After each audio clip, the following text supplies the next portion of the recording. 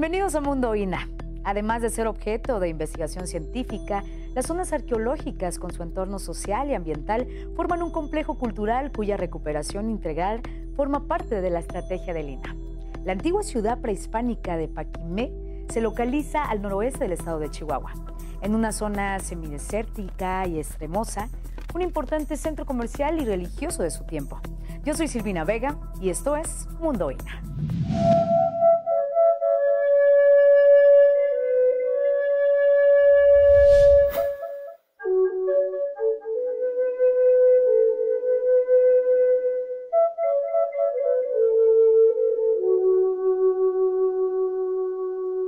La antigua ciudad prehispánica de Paquimé, localizada al noroeste del estado de Chihuahua, en una zona semidesértica y extremosa, se yergue en un paisaje cambiante. Durante la época de lluvia se transforma radicalmente en largas y verdes praderas con pastizales, pero durante el invierno cambia a un gélido y blanco paisaje.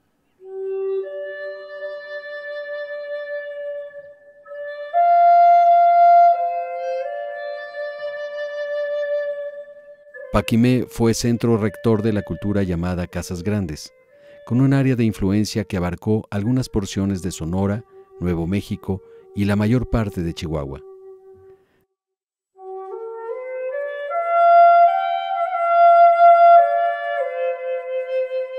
Sus habitantes se asentaron por igual en la sierra y al interior de cuevas, en casas en acantilado.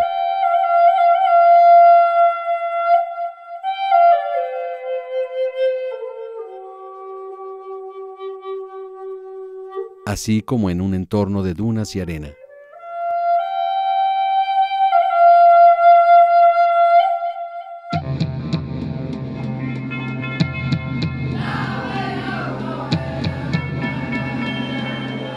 La antigua ciudad de Paquimé estaba conformada por espacios religiosos, cívico-administrativos y habitacionales, cuya característica principal fue el uso de adobe, madera y piedra para su construcción. Sobresale la plaza central, un gran espacio abierto, el corazón de la vida económica, política y religiosa de la ciudad, flanqueada por el montículo de las ofrendas, el centro religioso de Paquimé. Los antiguos pobladores de Paquimé habitaban en conjuntos habitacionales muy similares a los edificios de departamentos contemporáneos, conectados por un complejo sistema de pasillos y rampas, que a su vez delimitaban pequeñas plazas o patios al centro, y que alcanzaban entre 3 y 4 pisos. En su interior es común encontrar pequeñas hornillas y camas de adobe empotradas a la pared, y generalmente los accesos a las habitaciones eran puertas en forma de T. Los conjuntos habitacionales se dividían en distintos grupos según su actividad. La casa de las guacamayas lo ocupaban los criadores y mercaderes de plumas, donde se han localizado jaulas para la crianza de guacamayas, guajolotes y otras aves de plumas exóticas.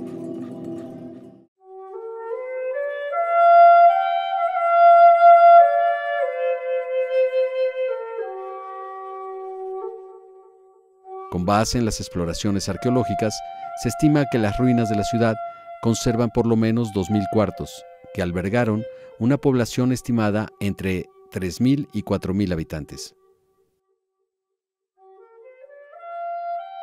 Durante los primeros años de la ciudad, alrededor del siglo VI de nuestra era, Paquimé era una pequeña aldea conformada por casas en foso o semisubterráneas, y no sería sino hasta el siglo XIII que alcanza su máximo esplendor.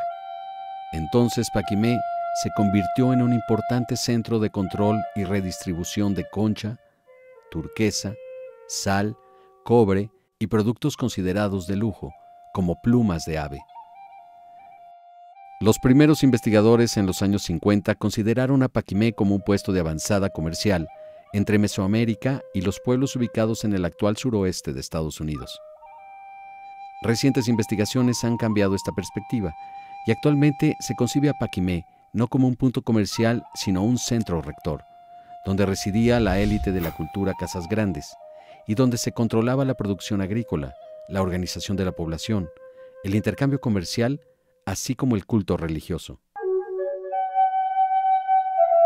Hacia 1450, por razones aún no bien establecidas, Paquimé es abandonado. Algunas interpretaciones sugieren la invasión de grupos ópatas a la ciudad. En esta decadencia sus grandes casas fueron quemadas, saqueadas y muchos de sus pobladores asesinados. Los sobrevivientes huyeron en distintas direcciones, creando nuevos pueblos en la frontera entre Chihuahua y Sonora. Otros escaparon hacia Nuevo México, asimilándose a grupos culturalmente afines. En la época de la Constitución de 1917, la agencia fotográfica creada por Agustín Víctor Casasola, en la que su familia también trabajaba, ya contaba con una amplia reputación. La agencia no solo registró la Revolución Mexicana, sino también las transformaciones que este movimiento armado trabajó consigo, como la creación del Congreso Constituyente y la redacción de la Constitución de 1917. El archivo Casasola contiene fotografías de México desde 1900 hasta la década de los 70 y ofrece una mirada que abarca los últimos años del siglo.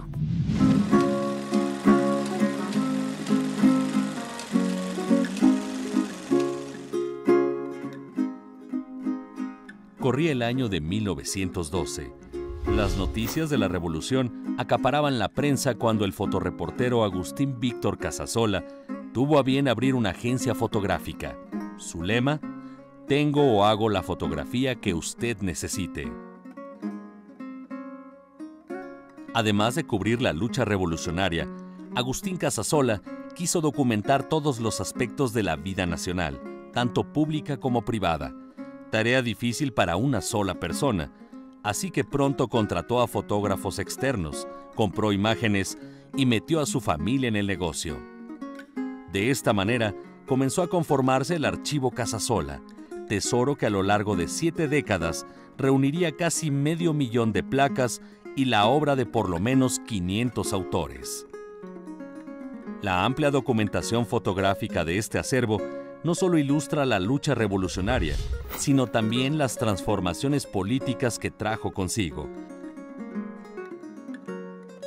como la creación del Congreso Constituyente en Querétaro y la planeación y redacción de la Constitución Política de 1917, documento fundacional del México moderno.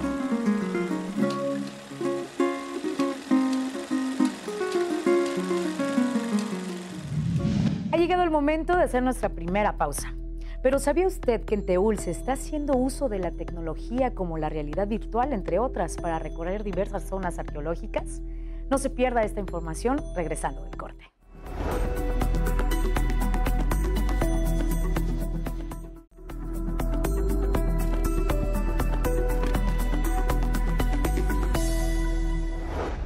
En el Cerro del Teúl, al sur de Zacatecas, se inauguró un modo distinto de recorrer las zonas arqueológicas con la incorporación de diversos recursos multimedia. Los modelos y reconstrucciones 3D, videos, audios y galerías fotográficas que pueden apreciarse a través de dispositivos móviles como el celular, tableta o lentes de realidad virtual convierten al propio sitio en un lúdico e innovador museo. Del Sol se creó el mundo como lo conocemos. Arriba, el cielo. Al centro. Estamos empezando a pensar entonces cómo, en lugar de que vean un sitio ya excavado con explicación, cómo poder presentar toda esa información que es suculenta y fantástica, que está encerrado en enormes volúmenes con fotos fantásticos, cómo compartirlo en una forma que no significa llenar esto como hábito periférico de anuncios, de celulario. Entonces eso obliga a pensar y obligó a pensar en una forma de poder dar al público capas y capas y capas de información en una forma mucho más amena.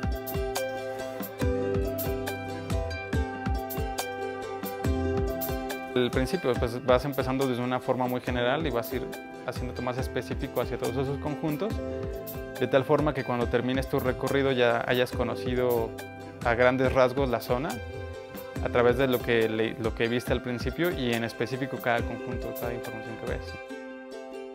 Tú puedes hacer una ventana arqueológica con tu tableta y donde tú estás pasando, ahorita pisando en excavaciones a 2 metros de profundidad encontramos, entonces puedes ver el entierro y que el persona pueda sacarlo y ver en 3D el entierro. O sea, el multimedia es fantástica herramienta para la difusión para nosotros.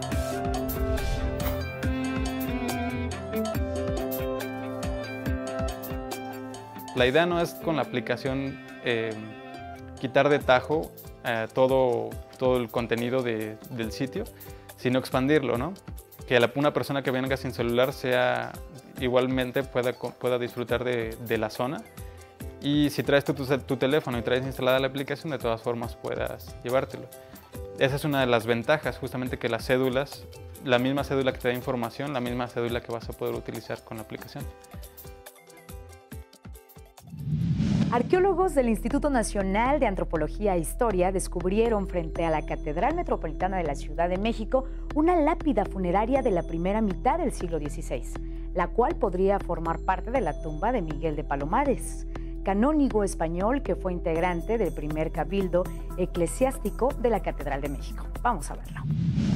La lápida de piedra tallada contiene escritura en castellano antiguo alusiva a Miguel de Palomares, integrante del primer cabildo eclesiástico de la Catedral de México durante el obispado de Zumárraga.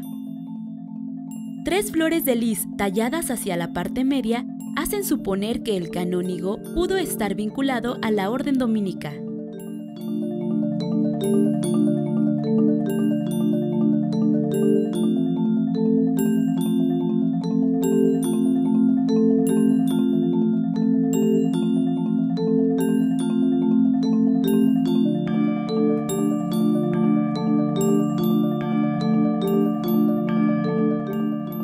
Es importante porque, por ejemplo, hasta ahorita en lo que hemos leído, no se ha encontrado, no se ha registrado arqueológicamente una lápida mortuoria.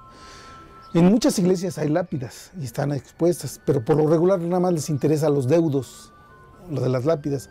Pero este personaje ya es un personaje histórico. Si encontráramos aquí el personaje que estuviera aquí, pues debe estar con todos sus atavíos.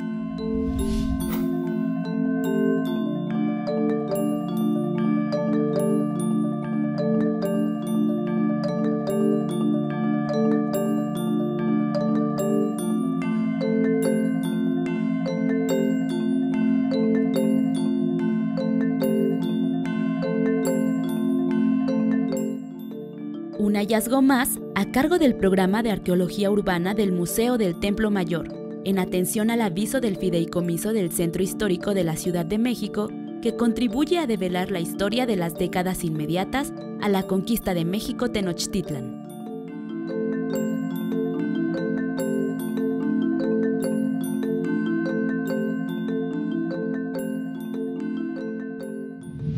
A continuación nos iremos a una breve pausa.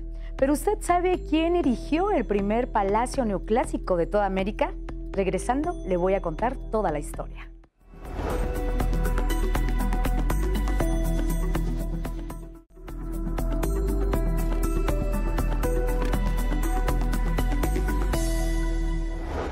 Durante la época virreinal, la minería fue el eje alrededor de la cual giró la economía de la Nueva España. En 1792, Miguel Constanzo, teniente coronel del Real Cuerpo de Mineros, emitió una convocatoria para el diseño y construcción del Real Tribunal de Minería. Manuel Tolsá ganó el proyecto de la obra arquitectónica más emblemática y significativa de su trayectoria profesional, ya que en sus manos estuvo erigir el primer palacio neoclásico de toda América.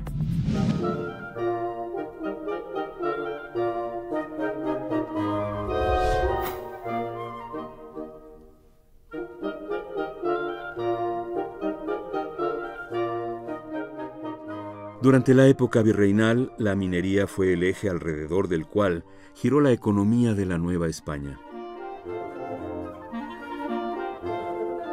Para la segunda mitad del siglo XVIII, el virreinato se transformó en la mayor productora de oro y plata en el mundo, por lo que el rey Carlos III autorizó la constitución del Real Tribunal de Minería y la creación del Real Seminario de Minería, también conocido como Colegio Nacional de Minería, una institución que se destinó a la enseñanza.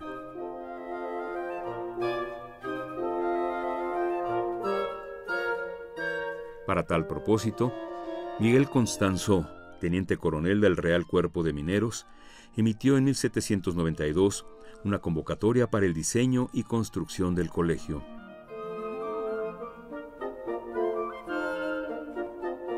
Manuel Tolsá ganó el proyecto de la obra arquitectónica más emblemática y significativa de su trayectoria profesional, ya que en sus manos estuvo erigir el primer palacio neoclásico de toda América.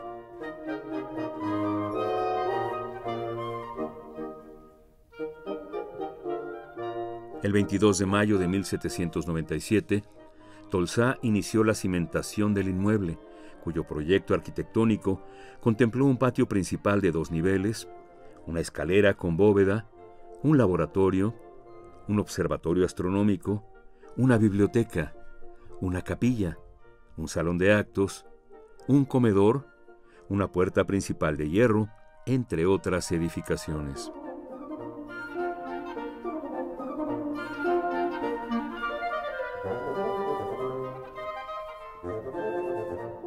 Después de 16 años, en los albores del siglo XIX, el Colegio Nacional de Minería abrió sus puertas entre los avatares políticos y sociales que representó el movimiento insurgente de independencia de España.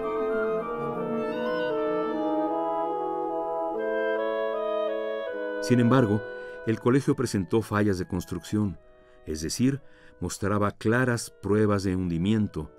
Medio metro del inmueble estaba sumergido en la tierra. Las demandas no se hicieron esperar, por lo que Manuel Tolsá reconoció las condiciones en que se encontraba su obra y ofreció solucionar el problema remodelando arcos, columnas, paredes y bóvedas.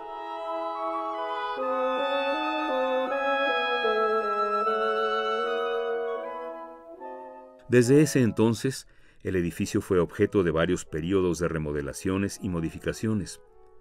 El actual Palacio de Minería ya no es la obra original de Tolsá. Solo quedan en pie las fachadas, el patio principal y parte de la escalera.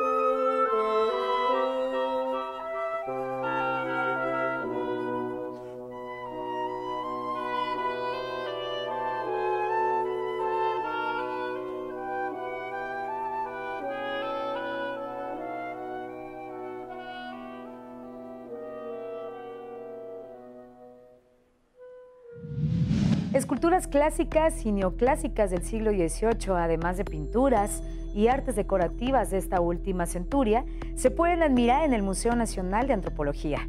Se trata de la exposición Belleza y Virtud, coleccionismo inglés de arte clásico siglo XVIII, que presenta una de las mejores colecciones de escultura greco-romana existentes fuera de Italia.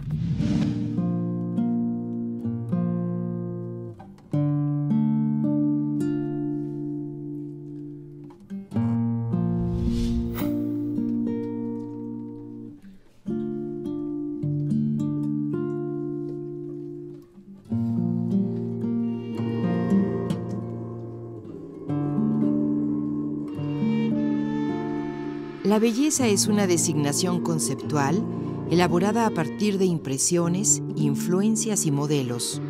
Una noción abstracta y subjetiva, relativa y mutable, que adopta distintos rostros en cada época y cultura.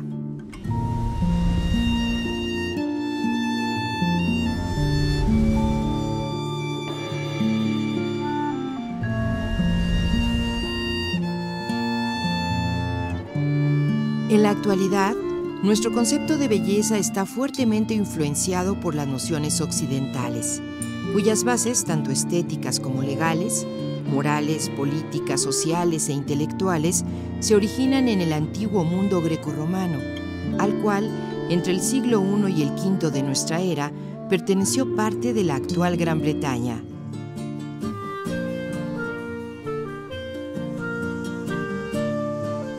Desde la Edad Media, los pensadores europeos rescataron la tradición clásica y sobre esa base surgió el Renacimiento y se establecieron muchos de los cánones intelectuales y morales de la cultura occidental.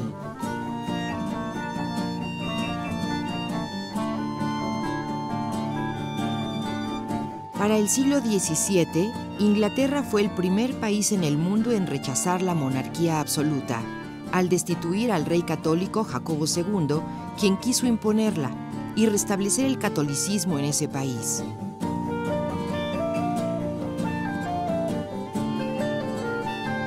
Esta llamada Revolución Gloriosa no fue una revolución social en el sentido estricto, sino que reforzó las monarquías parlamentarias. Y en el campo de las ideas, la Ilustración fue una época de exaltación de la razón y el aprendizaje a través de la experiencia que floreció y se extendió en Europa y América entre 1680 y 1820. Así nació la idea del Grand Tour, una práctica que introdujo a los europeos, pero en particular a los ingleses, en el arte y la cultura de Francia y sobre todo de Italia.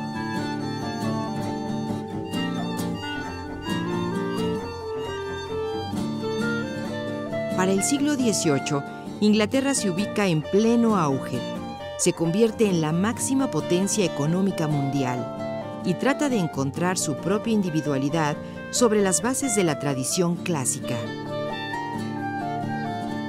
Es así que el mundo neoclásico recuperó no solo la idea de la belleza del arte grecorromano y la analizó, sino que la adaptó de acuerdo con sus costumbres sociales y se estableció un nuevo canon estético basado en el arte clásico.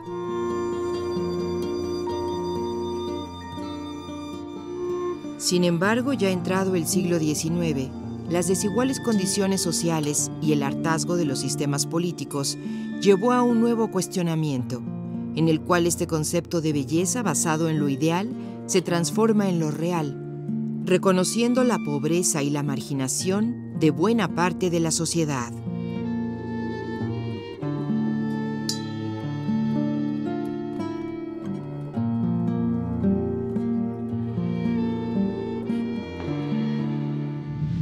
Hemos llegado al final de esta segunda emisión de Mundo INA. Espero lo haya disfrutado como yo. Fue un placer estar con ustedes. Y recuerde que tenemos una cita la próxima semana aquí en Mundo INA. Hasta entonces.